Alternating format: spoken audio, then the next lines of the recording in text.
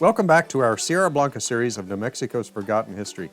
In this second video, we'll be exploring the history of Bonito Lake and the Bonita City Massacre, and discussing some rumors around it and attempting to set the record straight. So join us as we start our adventure up Bonita Canyon.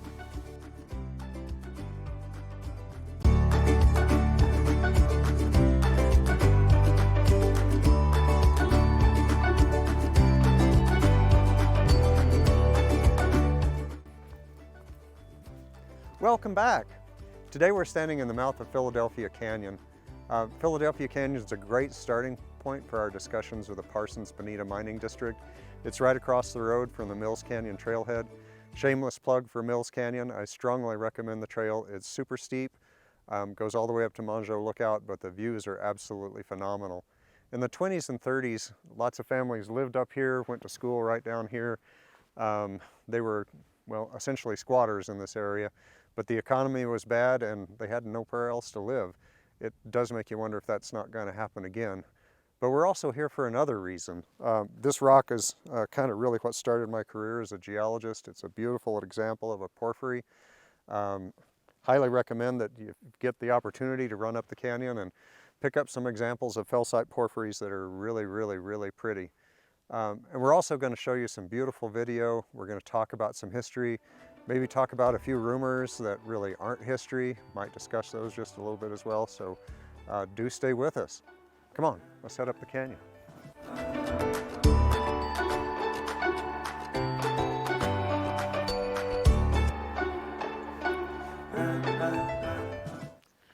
So we're here at Bonito Lake, and the lake exists to be a water source for a large number of people down in Alamogordo now.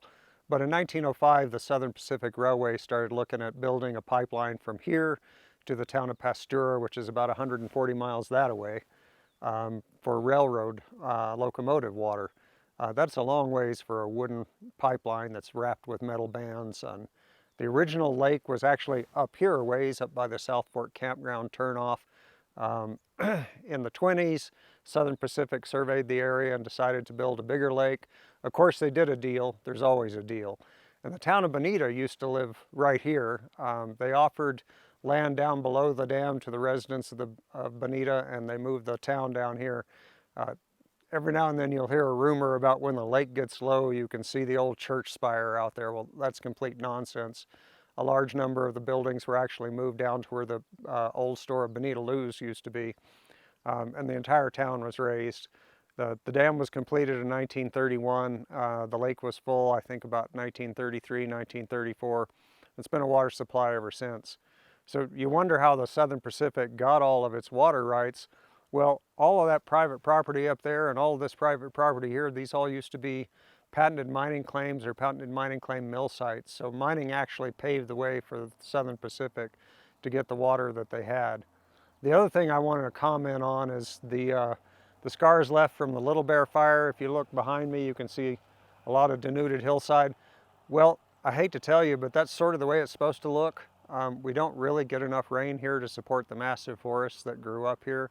And they're actually very recent. If you look at pictures of the town of Bonita in the 20s, these hillsides are all bare. They logged most of that timber off, or it wasn't there to begin with. And it really didn't look like the forests that we've come to appreciate in the Ruidoso area. So when the fire came through, it actually just put things pretty much back like it was. Before we leave here today, there's something else that we really need to talk about. This area was predominantly silver mining, and that really wasn't what brought the people to Bonita City or the town of Bonita. But there's one other really dark thing that we need to kind of discuss before we head on out.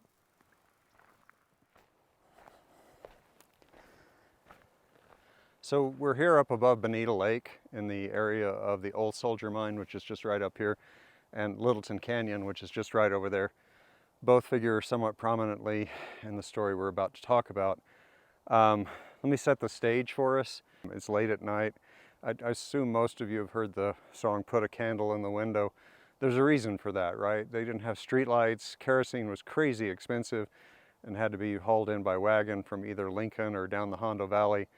Candles were even expensive. So lights after dark didn't happen very much. Even with Mr. Nelson's saloon, Peter Nelson ran a saloon down here. He probably closed the doors relatively early because there weren't that many people that actually lived here at Bonita City at the time. Bonita City started off like most frontier towns in the mid-1870s as a tent city and later graduated to log cabins. One of those log cabins turned into a hotel. The hotel was owned and run by the Mayberry family, John and Amanda Mayberry.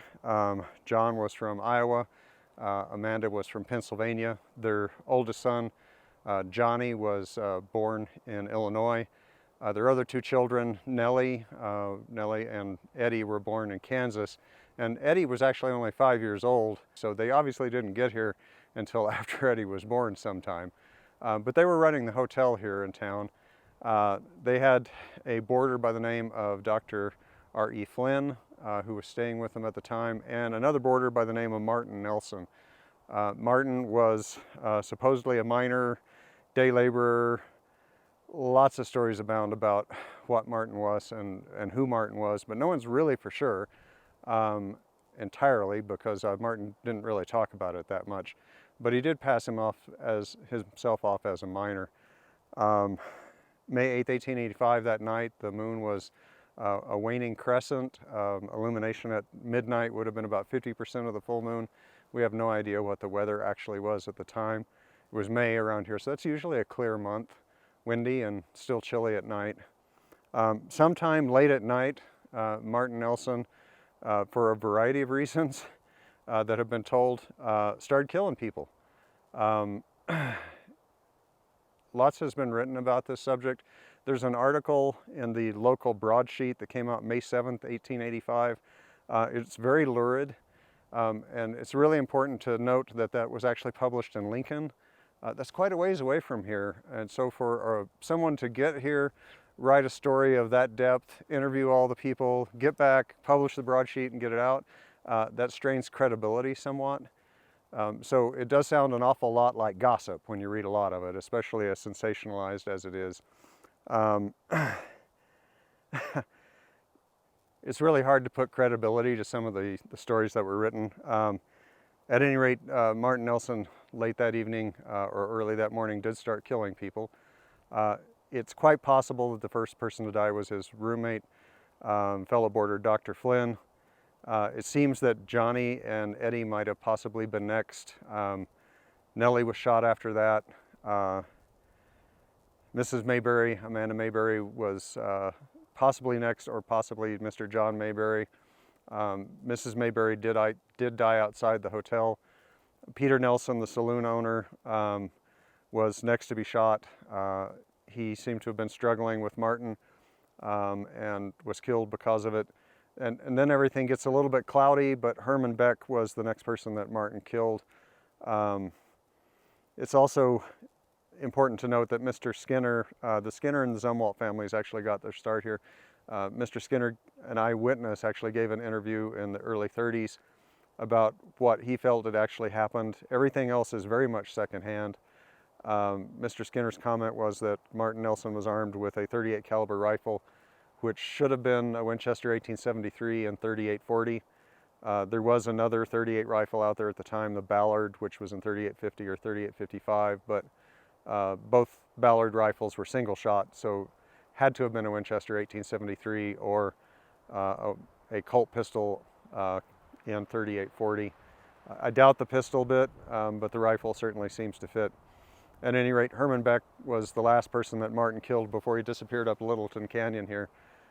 Later on the next morning, Martin Nelson returned to town. If you read the May 7th article, it sounds like there was a running gun battle with lots of dialogue from Martin Nelson.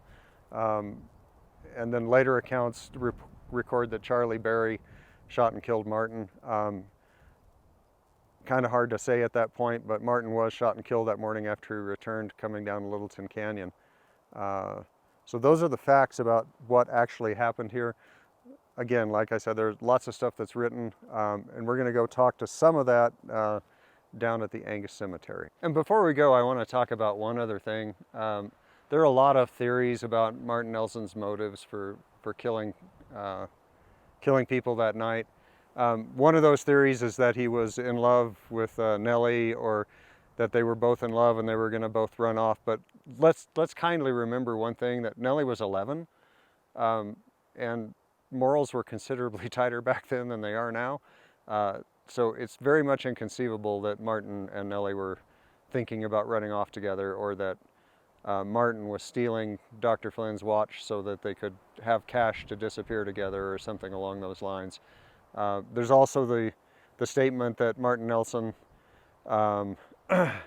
stood over Nellie's body as she was dying, saying, "I didn't mean to kill you," or that he wounded her and chased her into a cellar and didn't see her there, or something like that. I think this is pretty straightforward, and we already talked about how dark it actually was. So let's just dispel that rumor right there.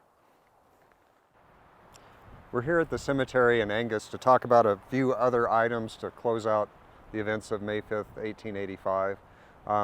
One of those things that we need to talk about is this monument right here. When cemeteries are moved, common graves are common. That's about the only other way that I can put it.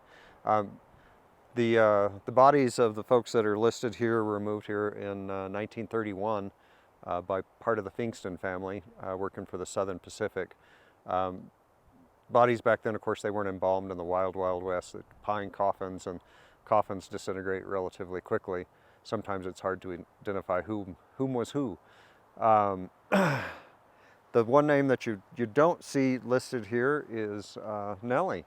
And after some considerable research, I think there's a lot of truth to the fact that Nellie didn't die that night, that Nellie did go back to live with relatives in Iowa, and that Nellie died in 1950. We actually found everything that we needed to know about her marriage to Charles McGee, and she died in San Francisco in 1950. Mr. Oswald up there at the top, he's not really part of the Bonito City Massacre. He died 9 days later on May 14th. As I said, sometimes people were buried in common graves, and they just tended to sort everything out as they could and then put them all together here. Of other particular note, Martin Nelson is also buried here at the Angus Cemetery. He's just off to the east here, outside of the cemetery limits. He was moved again by the Fingston family. The only comment that I think is somewhat credible is the fact that he had a green hat on that had a lot of bullet holes in it. I'm not sure what that does to the story of Charlie Berry shooting and killing him with a single shot. Could have been just some revenge from some folks at a later date. Not really sure, but Martin Nelson is also buried here. And that brings the story of the Bonita City murders to a close.